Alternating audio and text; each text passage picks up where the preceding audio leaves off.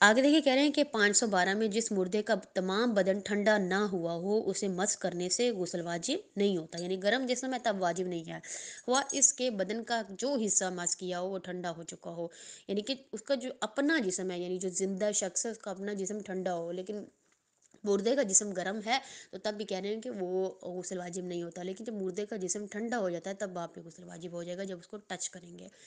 513 میں کہہ رہے ہیں اگر کوئی شخص اپنے بال مردے کے بدن سے لگائے یا اپنا بدن مردے کے بالوں سے لگائے یا اپنے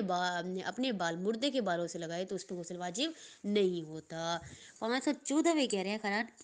اگر بچہ مردہ پیدا ہو تو احتیاط واجب کی بنا پر ضروری ہے کہ اس کی ماں غسل کرے، اور اگر ماں مر گئی ہو تو بچے کے لیے ضروری ہے بالغ ہونے سے پہلے احتیاط واجب کی بنا پر غسل کرے، یعنی کہ بچے کو کوئی اور غسل کروا دے تو تب بھی ٹھیک ہے۔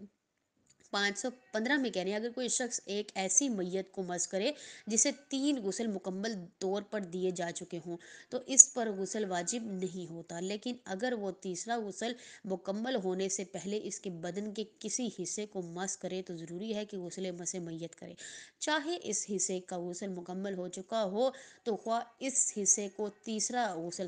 دیا جا چکا ہو تو اس شخص کے لیے غسل مس میت کرنا ضروری نہیں ہے، یعنی تیسرا غسل دیا جا چکا ہو تو پھر وہ جو ہے وہ ٹچ کرتا ہے تو پھر غسل واجب نہیں ہے، لیکن اگر تیسرے غسل سے پہلے ہی وہ ٹچ کر لیتا ہے تو پھر اسے واجب ہو جائے گا کہ وہ بھی غسل کرے۔